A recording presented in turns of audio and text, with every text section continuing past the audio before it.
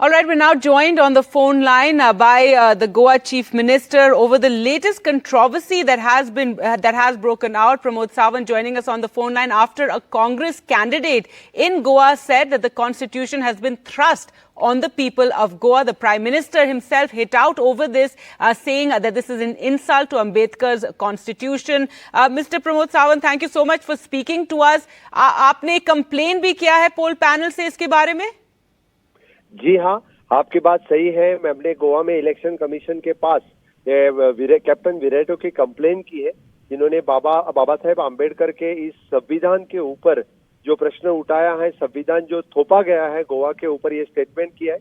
इसके खिलाफ हमने ऑलरेडी कंप्लेन सबमिट की है इलेक्शन कमीशन के पास। जी, जो कैंडिडेट ने जो बोला था कि constitution came into effect in 1950 at that time कि Goa was under Portuguese rule etcetera, तो उन्होंने पूरा एक एक्सप्लेनेशन दिया है। लेकिन इसके बारे में प्राइम मिनिस्टर नरेंद्र मोदी ने भी बात किया है और कहा है this is an attempt to break the country. जी, आपकी बात सही है। पहले तो हम गोवा को लिबरेशन मिला 1961 में। 14 साल हमें लेट लिबरेशन मिला बिकॉज ऑफ द कांग्रेस, और उसके बाद भी ये लोग कह रहे हैं कि हमें लिबरेशन मिलने के बाद ये जो बात कर रहे हैं कि हमें ये संविधान हमारे ऊपर थोपा दिया गया, forcefully government of India has implemented the constitution in the state of Goa, ये बात। और जो वो बता रहे हैं कि मैंने खुद बात ये राहुल गांधी से की, और राहुल गांधी ने कहा कि पॉइंट इन इट, ये बात मीन्स राहुल गांधी भी इससे सहमत है। कांग्रेस पार्टी की सोच इसमें दिखती है, विरेटो और राहुल गांधी की सोच भारत तोड़ो है, जो संविधान के खिलाफ बात कर रहे हैं। इसलिए मैं बोल देता हूँ कि राहुल गांधी जी ने इसके ऊपर यानी जरूर बात करनी चाहिए। Rahul Gandhi should come clear is with the captain विरेटो, और कांग्रेस की यही सोच है कि राहुल गांधी जी ने एक्सप्लेनेशन देना पड़ेगा, देश को बताना पड़ेगा। अदरवाइज राहुल गांधी जी ने देश की माफी मांगनी पड़ेगी, संविधान की माफी माननी पड़ेगी, गोवा के लोगों की माफी माननी पड़ेगी। जी, और सावंत जी, जो गोवा कैंडिडेट विरियाटो फर्नांडिस जिस चीज के बारे में एक्चुअली बात कर रहे थे कि ड्यूअल सिटीजनशिप, ये उनकी मांग थी कि हमको ड्यूअल सिटीजनशिप चाहिए गोवंस के लिए, पोर्चुगीज एंड इंडियन सिटीजनशिप। उसकी बात एक ड्यूअल सिटीजन की हो सकती है, लेकिन उसने forcefully the implementation of the constitution ये बात नहीं कहनी चाहिए।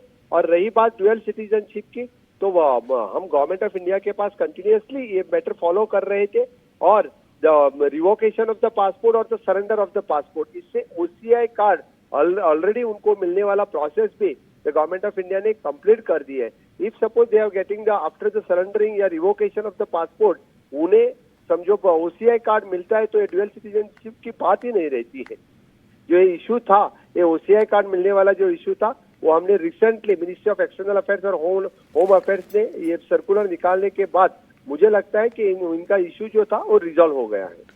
तो आपका कहना है जो ये इशू जो मांग कर रहे हैं ड्यूअल सिटीजनशिप की, उसको मतलब बीजेपी भी सपोर्ट करती है गोवा में। It's this issue that he spoke about the historical aspect की गोवा पे constitution was in a sense forced because they got their freedom after the constitution came into effect in India. मैं इस पे clear हूँ, क्योंकि कॉन्स्टिट्यूशन गोवा पे liberation 1961 में मिला, तो कुछ लोगों की ड्यूअल सिटीजन की मांग थी, क्योंकि गोवा के लोगों को डायरेक्टली पुर्तगाल पासपोर्ट मिल रहा था। लेकिन कुछ लोगों के प्रॉब्लम्स उनके बाद में सेकंड जनरेशन में जो आ रहे थे पुर्तगाल पासपोर्ट लेने के बाद, उनको कभी वहां का भी यहाँ का भी पासपोर्ट नहीं मिल रहा था। लेकिन that issue also resolve by the government of India now. जब कांग्रेस सरकार में सत्ते में थी, वो भी तब नहीं कर पाए, लेकिन ओसीआई कार्ड मिलने वाला इशू अभी हमारे सरकार ने रिजॉल्व कर दिया है, क्योंकि after the surrendering of the passport, Indian passport surrender करने के बाद भी उनको अभी ओसीआई कार्ड मिल रहा है। ये इसके बाद पे ऊपर मैं क्लियर हूँ, लेकिन इसलिए उन्होंने द कॉन्स्टिट्यूशन ऑफ इंडिया जो हमें फोर्सफुली इम्प्लीमेंट कर दिया, इस स्टेटमेंट करना ये भारत तोड़ो वाली बात है। जी, आप कह रहे हैं भारत तोड़ो वाली बात है। हमारे पास अभी रिएक्शन नहीं है कांग्रेस का। ये जो एलिगेशंस बनाए गए हैं, जो प्राइम मिनिस्टर ने भी कहा, जो आप कह रहे हैं कि ये सरासर भारत तोड़ो करने की बात है, लेकिन मैं आपको बता रही हूं कि ये कैंडिडेट एक्सप्लेन कर रहे थे जिस तरह से वो उनकी मांग है ड्यूअल सिटीजनशिप की, वो हिस्ट्री के बारे में बात कर रहे थे जब गोवा का इंडिपेंडेंस हुआ, जिस समय द कॉन्स्टिट्यूशन जब इफेक्टिव हुआ इंडिया में, तो उसकी बात कर रहे थे। तो वहां से ये तोड़ने की बात कहां से हो गई है? उनकी क्लियर स्टेटमेंट देखो, उन्होंने कहा है कि forcefully constitution of India have implemented by the government of India in the state. ये स्टेटमेंट नहीं होना चाहिए, इसीलिए मैं बता रहा हूँ। और उन्होंने कहा भी कि मैंने खुद वो के बात राहुल गांधी जी से की और राहुल गांधी जी ने इसके ऊपर हाँ द पॉइंट इन इट ये स्टेटमेंट किया। उसकी वीडियो है और वो सोशल मीडिया पे क्लियर कट है, पब्लिक में है, पब्लिक डोमेन में है। और इसलिए मुझे लगता है कि Rahul Gandhi should come clear on this statement. All right, you're saying Rahul Gandhi should respond on this. The demand, of course, was for dual citizenship, and this talk of, the history and what took place at the time when Goa got its freedom, and the candidate in this political rally was talking about the constitution being forced on the people of Goa, saying our destiny was decided by someone else.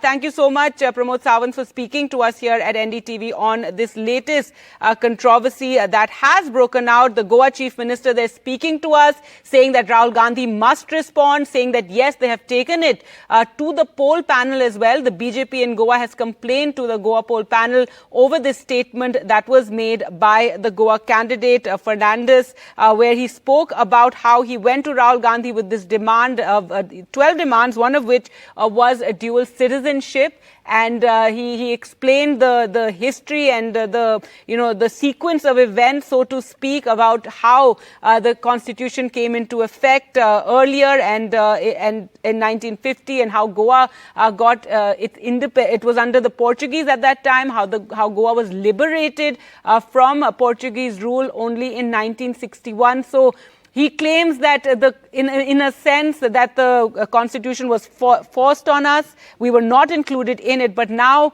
the BJP taking exception to this particular remark, that particular part of this entire demand, and saying that you cannot say it was forced on us, and this is an insult to the constitution, and in a sense even claiming that it goes as far as talk of breaking the country.